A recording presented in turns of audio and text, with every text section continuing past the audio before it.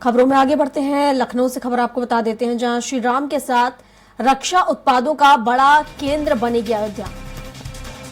तो 75,000 करोड़ का निवेश करेगी ब्रिटिश कंपनी और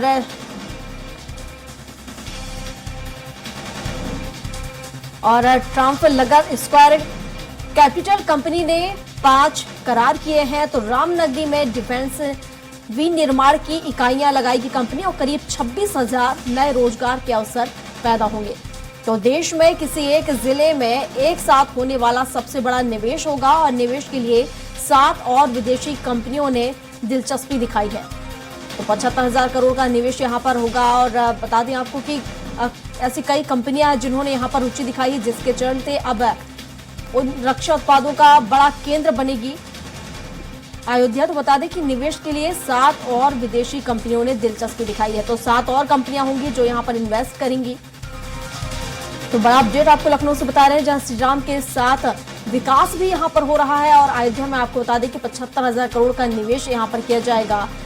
और आपको बता दें कि निवेश के लिए 7 और विदेशी कंपनियों ने दिलचस्पी दिखाई है। तो 7 कंपनियां और यहां पर निवेश करेंगी, जिसके चलते रोजगार के जो अवसर है वो और ज्यादा सृजन होंगे और स्रोत उनके बढ़ेंगे।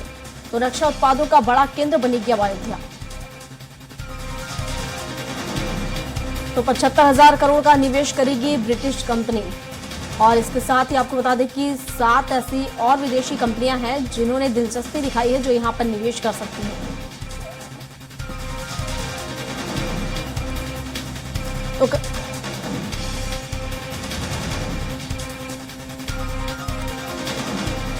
तो श्री राम के साथ रक्षा उत्पादों का बड़ा केंद्र बनेगी अयोध्या और 75,000 करोड़ का निवेश करेगी ब्रिटिश कंपनी।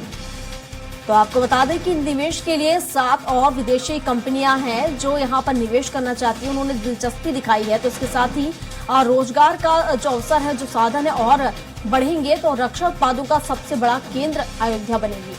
तो रक्षा उत्पादों का सबसे बड़ा केंद्र बनेगी अयोध्या और लगातार आपको बता दें चले कि निवेश के लिए 7 और विदेशी कंपनियां हैं जिन्होंने दिलचस्पी दिखाई है। तो आगे और यहाँ पर देखा जाए तो रोजगार यहाँ पर सृजन होंगे, रोजगार के और अवसर यहाँ पर मिलेंगे।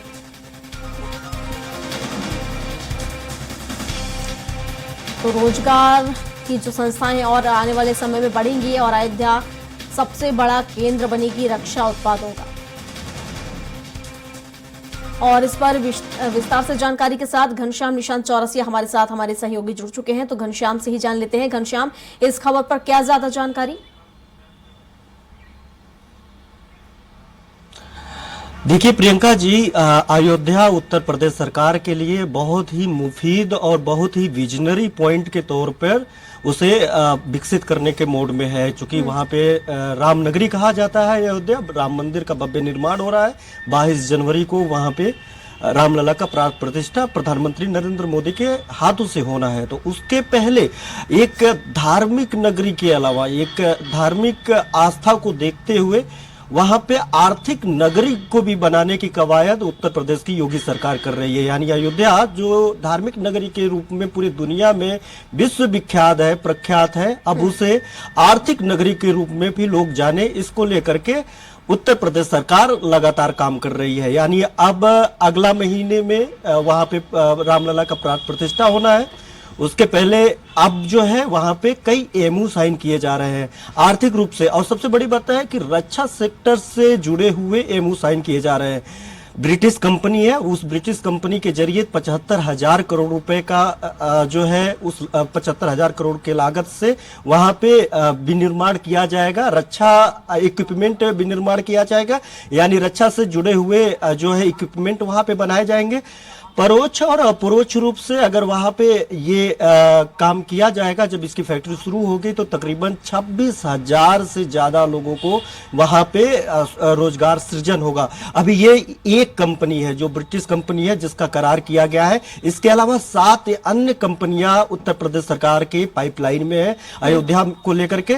यानी अब वहां पे 7 अन्य कंपनियां अलग अलग सेक्टर्स की औद्योगिक विकास के नजरिए से वहां पे काम करेगी। अब देखने वाली बात होगी कि उत्तर प्रदेश सरकार इस रक्षा क्षेत्र के पहले EMU को साइन करके वहां पे तो अनुमति दे दी है, वहां पे काम अब शुरू भी हो जाएगा।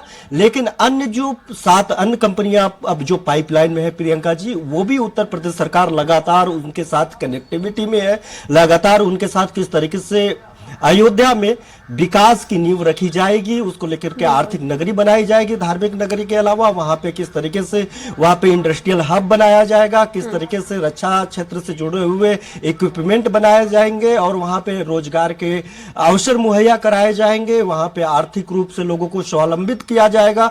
इन सब सेक्टर्स को लेकर के भी उत्तर प्रदेश सरकार अब आगे से काम कर रही है। और इसी के साथ साथ अगर देखा जाए तो अब चूंकि अगले महीने में ही 22 जनवरी को रामलला का प्राण प्रतिष्ठा होना है और उसके पहले ये जो कार्यक्रम है, अगर ये शुरुआत कर दी जाएगी, इसकी जब शुरुआत हो जाएगी तो अगले साल के पहले चरण में ही यानी मार्च तक अगर देखा जाए, यानी वित्तीय वर्ष 2023-24 में ही ये भी संभावना है कि इसका भी शुरुआत कर दी जाए। इसमें भी लोगों इसकी शुरुआत के साथ वो जो ब्रिटिश कंपनी है उसको काम के लिए जो EMU साइन हो उसको धरातल पे उतार लिया जाए। जमीनें चिन्हित की गई हैं। सबसे पहली बड़ी बात है कि अयोध्या को लेकर के सबसे ज्यादा अगर सफिकेशन जो किसी बात को लेकर के था वो ये था कि जमीनें कहां पे हैं, रामलला जहां के आसपास वहां पे तमाम होटल्स का निर्माण किया जा रहा है, 5 स्टार होटल्स के निर्माण किए जा रहे हैं, वहां पे ऐसे ऐसे सेक्टर्स के चीजें निर्माण की जा रही है जो वहां पे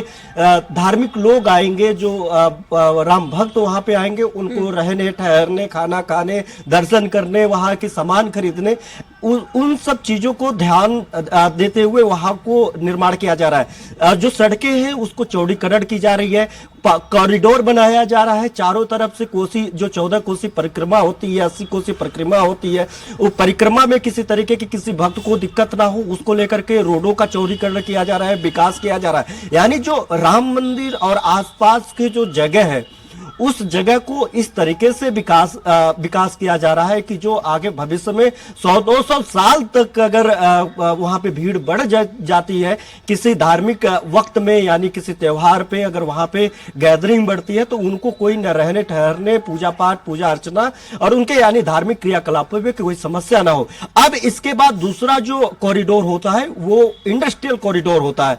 अब उस इंडस्ट्रियल कॉरिडोर को आगे बढ़ाने के लिए योगी सरकार भी काम करना शुरू कर दी है, जमीनों को चिन्हित करना शुरू कर दी है, विभागों को इसको लेकर के उनको बता दिया गया है कि जिन जिन कंपनियों को वहां पे इंडस्ट्रियलिस्ट के तौर पे वहां पे स्थापित करना चाहते हैं, इंडस्ट्री स्थापित करना चाहते हैं, उनको जगह किस तरीके से दिया जाएगा, कितनी दूरी पे दिया जाएगा, वो जो धार्मिक नगरी अयोध्या है उसको भी प्रभावित ना करे और उनका इंडस्ट्रियल के तौर पे भी वहां पे विकसित किया जा सके अयोध्या को, ताकि वहां के जो लोग हों वो उसकी जो रामनगरी अयोध्या की पहचान महज एक धार्मिक ना हो, एक सशक्त अयोध्या का निर्माण हो।